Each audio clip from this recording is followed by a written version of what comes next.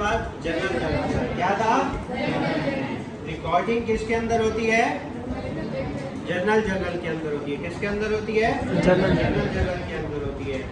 और जो हमारे पास क्लासिफिकेशन होती है वो लेजर्स के अंदर बनती है। किसके अंदर बनती है? लेजर्स के अंदर बनती है। ठीक है। और समराइजिंग जो होती है वो ट्रायल बैलेंस के अंदर बनती है। किसके अंदर बनती है? तो हमने डेफिनेशन के अंदर 3 चीजें ही देखी थी। सबसे पहले क्या देखा था? जर्नल देखा था। ठीक है। रिकॉर्डिंग देखी थी। रिकॉर्डिंग किस में होती है? जर्नल में। क्लासिफिकेशन किसके अंदर होती है? लेजर्स के अंदर होती है। समराइजिंग किसके अंदर होती है? ट्रायल बैलेंस के अंदर होती है। हमने जर्नल बना के देख लिया, समझ लिया। ऐसे ही हो गया। ठीक है, सबको समझ आ गई। आज हम जाएंगे लेजर्स की तरफ। किसकी तरफ जाएंगे? यानी कि क्लासिफिकेशन बोलते हैं, उसे अकाउंटिंग टर्म में क्या बोलते हैं? लेजर्स बोलते हैं। क्या बोलते हैं? लेजर्स बोलते हैं। ठीक है। अब देखो, लेजर्स बनाते वक्त सिर्फ हमने 2 चीज़ों का ख्याल रखना है। मैं आसान से आपको बनाने की कोशिश बताऊंगा। 3 अकाउंट्स होते हैं, जिन्होंने आई काउंट किया उन्हें पता है।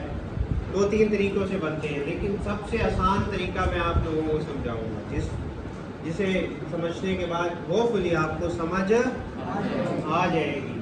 ठीक है। अब हमारे पास सबसे पहले ये जनरल ट्रांजैक्शन बनी हुई है।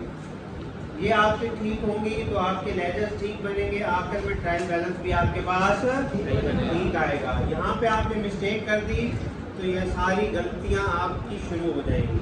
तो सबसे इम्पोर्टेंट क्या है आपके पास? जनरल है। तो उसके बाद हम अब लेजर बनाने लगे। उसके लिए हमें सबसे पहले देखो ये समझना है। अकाउंटिंग टर्म में ये मैं आपको आसान तरीके से समझा रहा हूँ कि सेम नेम वाले, इनका एक जैसा नेम होगा। ठीक है। या यूँ समझ लें, जिसका नाम मुख्तलिफ आएगा उसका लेजर क्या हो जाएगा? मुख्तलिफ हो जाएगा। ठीक है। ये फातिमा है, फातिमा का लहदा बनेगा। ये रहील है, रहील का लहदा बनेगा। वो शकीला है, शकीला का क्या बनेगा? लहदा बनेगा। वो कौन है? सऊद है, उसका लहदा बनेगा। वो बाबर अली है, उसका लहदा बनेगा। ये क्या है? ठीक है। अक्सा है, अक्सा का लहदा बनेगा। ठीक है। सबका नाम डिफरेंट हो जाएगा तो लेजर भी क्या बन जाएगा? डिफरेंट लेजर बन जाएगा, लेकिन सेम नाम वालों का एक ही लेजर बनेगा। ठीक।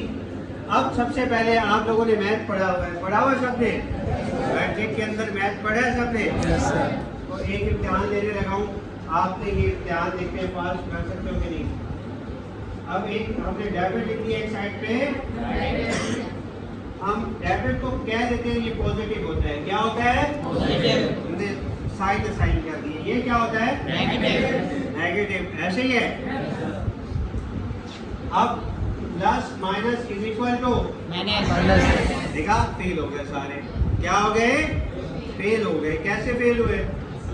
5 minus plus 5 minus 10 is equal to minus 5। 10 minus 5 is equal to 5। दूसरा मतलब है ये प्लस और माइनस दोनों हो सकता है। हो सकता है कि नहीं हो सकता? हो सकता है। वोट मार्कर है।